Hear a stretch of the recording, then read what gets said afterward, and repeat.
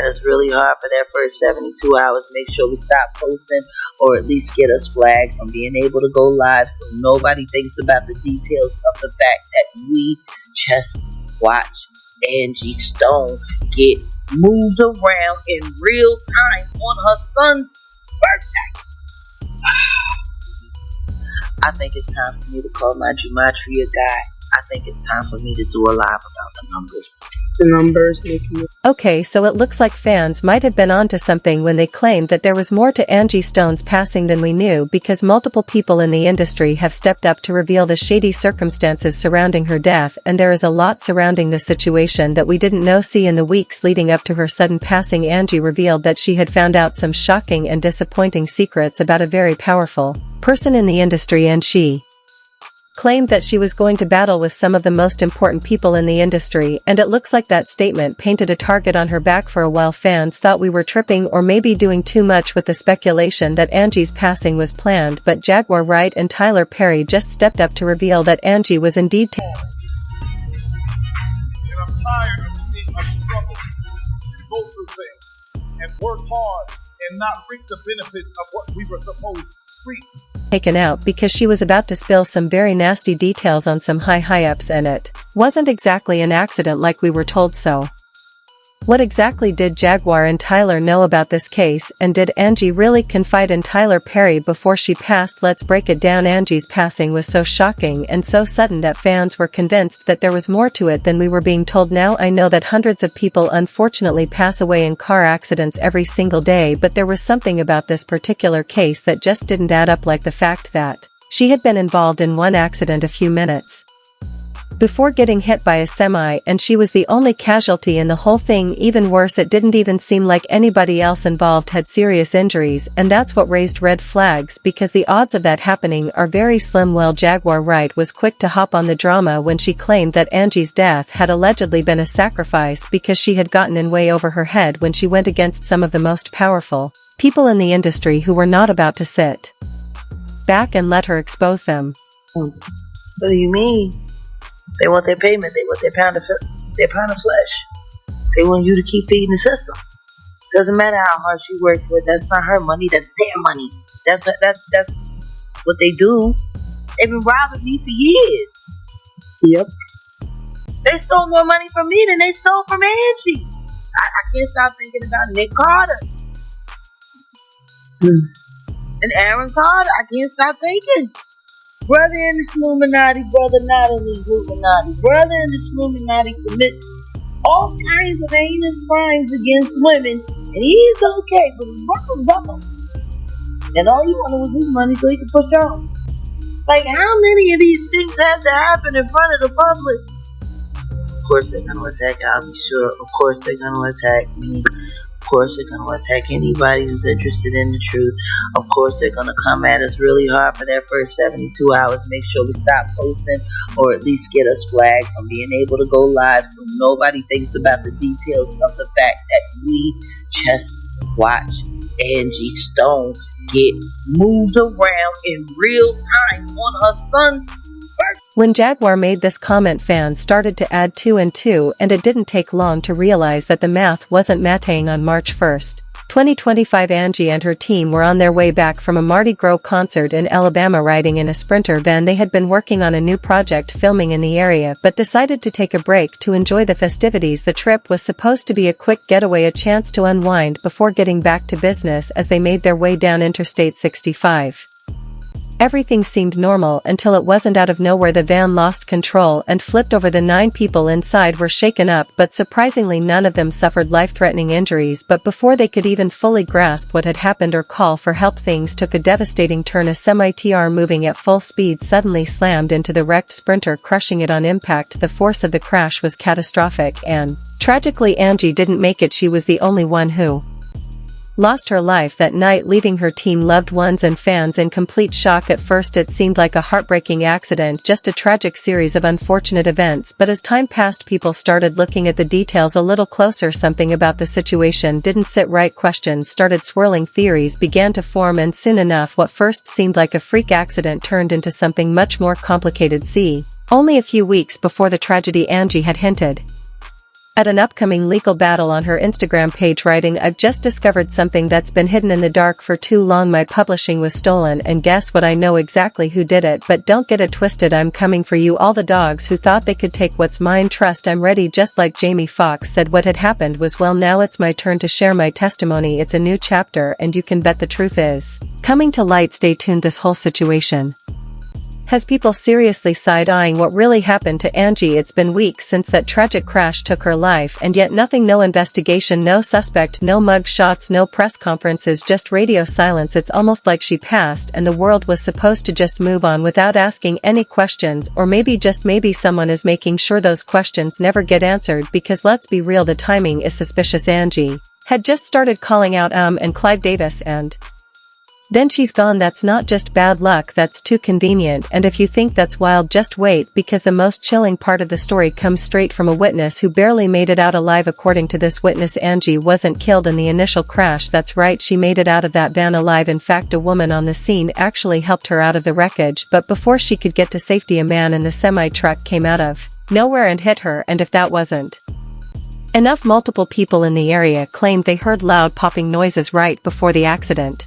Then out of nowhere, a video started making the rounds featuring a woman claiming she was the one who helped Angie. According to her, she and her daughter had been driving down the highway when they noticed the overturned van on the side of the road. Something told her to stop and check it out, so she pulled over to see what was going on, but when she got closer, she was not prepared for what she saw inside the van. People were screaming for help, panicked, injured but alive, and yes, that included Angie. She was still breathing, still fighting. So if Angie survived the initial crash, what really happened after that? Because if the official story was already looking shady, this just blew the whole thing wide open. Flashers were on, so we slowed down some, and that's when I noticed there was an overturned vehicle in the fast lane, and it looked like it just happened. I pulled over, I put my flashers on, and I told my daughter to stay in the car, and I ran over. It was a van, and I ran over, and there were so many people in this van, and they were just trying to get out. And I asked if they called the cops, and they said we're just trying to get out, and they were helping this woman out. I'm up off the side of the van, and I grabbed her hand and I helped her get down, and she seemed out of it, and I was holding her hand and she was wobbling around. She managed to get Angie out of the van, and for a brief moment it seemed like things might be okay. They were trying to figure out what to do next, how to get help, how to keep everyone safe. But then out of nowhere, the woman felt something rush past her. Before she could even process what was happening, a massive truck, seemingly appearing out of thin air, crashed straight into Angie, and just like that, she was gone. This was weird on so many levels, because imagine being pulled from a crash only to be struck again moments later. The math is not matching, and the more details that come out, the more it looks like this wasn't just some freak accident. You got to sit down, and then the next thing I know, I flew and I fell down to the ground, and it felt like something, and not ran over me, but brushed over me, like something just swiped over my body. And I got up and I could hear screaming, and I just focused in on one screaming, and it was my daughter, and all I could do was run across the highway and tell her to get back in the car. But if you think this isn't suspicious enough, there's more, because according to someone who was in the original van with Angie, the driver was driving at a very high speed, and when Angie told him to slow down, he refused and instead started to drive even faster. According to reports, Shady Murphy, who was one of 8 people in the van with Angie Stone, expressed gratitude on her Facebook page. "We are blessed to be alive." She credits Angie Stone's calm demeanor during the ordeal, alleging the van driver's extremely fast driving caused Angie Stone to request he slow down, but he failed to do so, resulting in the van flipping 3 times before being struck by an 18-wheeler and claiming the life of Angie Stone. Plus the fact that Angie was so outspoken about calling out the people who did her dirty has fans giving this entire situation a major side eye. Could her sudden and tragic passing really be just an accident, or does it have something to do with those unpaid royalties and the legal battle she was gearing up for? Because let's be real, this wouldn't be the first time an artist mysteriously lost their life after standing up to the industry's most powerful players. The music business has an ugly history of silencing those who refuse to fall in line. Countless artists have spoken about the shady dealings, the stolen money, and the threats that come when someone dares to fight back. And Angie, she was never wanted to stay quiet. She was calling people out, pulling back the curtain on the kind of corruption most artists are too afraid to speak on, and making it clear she wasn't going to let them take what was rightfully hers. She was gearing up for a legal battle, and then just like that, she's gone. The timing alone is enough to make people pause. And then there's the actual crash, because that's another thing that's just not adding up. A Sprinter van flips over on a highway, 9 people inside, yet somehow only Angie doesn't make it. Nobody is saying there should have been more casualties, but Let's be honest, the math isn't math. How does everyone else make it out with just injuries, but she's the only one who doesn't survive? It almost feels too specific, too calculated, and if that wasn't enough to raise eyebrows, there's another theory that takes things to an even darker place. Some people are now questioning if Angie may have already been gone before the accident even happened. That speculation alone takes this from a suspicious tragedy to something much more sinister at this point. The lack of answers is making everything look even shadier. No official investigation, no statements, no suspects, just silence. And in the entertainment industry, when things go quiet after something major happens, that usually means someone somewhere doesn't want the truth to come out. But wait, there's more, because just when folks thought this situation couldn't get any messier, Tyler Perry stepped up at Angie's funeral a few days ago and went off on the industry. And when I say off, I mean he did not hold back. During his speech, he made it very clear that Angie was done dirty while she was alive. He called out the way the industry mistreated her, how they tried to silence her, and how they refused to give her the credit and compensation she deserved. And if that wasn't enough, he also seemingly confirmed what Angie had been saying all along, that she was owed money and that they had been robbing her blind for years. Now let's pause right there, because Tyler Perry is not some random person off the street. He's deep in the industry, so for him to stand up at her funeral in front of everyone and basically co-sign what Angie had been fighting for, that's huge. And it makes the timing of her death look even more suspicious, because let's be real, why is it that artists only seem to get their flowers after they're gone? Now got to forgive me, because I'm angry at the way she was music treated. I did not know all the things that she was going through recently. I found out cause I'm not on Instagram. I'm not being hooked and manipulated by an algorithm telling me what to think and how to feel, so I don't see everything. But to think that this woman was in the business for all of these years, and there's a difference between performing because you want to and performing because you have to. All of those years, all of those songs, all of that money that was owed to her. Where is applause? It's wrong. It is wrong, and I'm tired of seeing us struggle and go through things and work hard and not reap the benefits of what we were supposed to reap. But you got to be careful when you start mistreating people, especially children of God, because the Bible says, touch not my anointed and do my prophet no harm. And I'm going to tell you something, this woman was a prophet. She prophesied and preached her own eulogy. What am I talking about? In her song No More Rain in This Cloud, she says, my sunshine has come, and I'm all cried out, there's no more rain in this cloud. And many of you may not know this, but I'm a pilot, and when you are a pilot, the first thing you study is the weather. And I learned about clouds, and what a cloud is particles, air and particles. And when the brain gets in that cloud and the particles gets too heavy, it becomes to rain. It drops to the ground, it falls. It is just like our souls. We hold so much and we hold so much pain. We sold so much that it has to come out of our eyes as tears. But the beauty of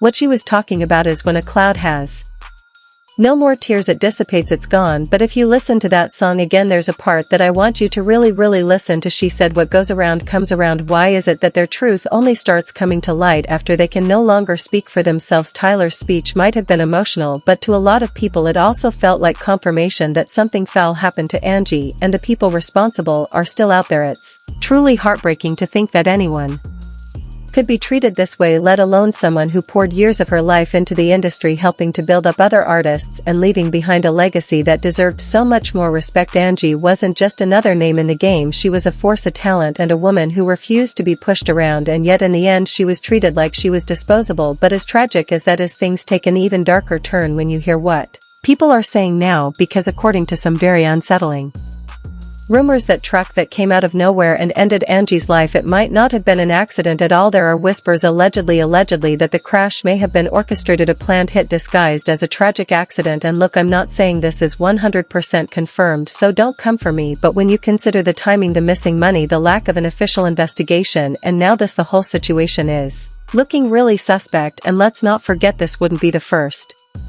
time we've seen something like this. The industry has a long history of making problems disappear, especially when money and power are on the line. So was Angie just another victim of the machine, or is there more to this story that they don't want us to know? If you think it couldn't possibly get worse, well, it's about to, because according to reports, the driver of the truck that struck and killed Angie has disappeared into thin air and is nowhere to be found. The source said, howdy, I used to work at the same trucking company as the fell who ran into the Sprinter van that hit Ms. Stone while she was being tended to on the side of the road. She was thrown a few yards due to impact. I don't think he is going to return to work. Honestly, this thing has tormented him, and he's not responding to the company's texts or phone calls. My wife reached out to his wife to offer support after we learned he turned in the rig and left. My former boss says his explanation was that he came upon the wreck too fast to Make an adjustment to dodge the wreck. As I look at all the details that I have at my disposal, something just doesn't sound right about this. I'm surprised he hadn't been drinking, cause there is an extensive history of that. Well, I'm not acting as if I'm Perry Mason with the wherewithal to solve a case, just thought I'd reach out. What's more, reports also have it that the driver's route from Mobile to Birmingham didn't necessitate a stop near mile marker 162 unless detoured or directed. FMCSA data shows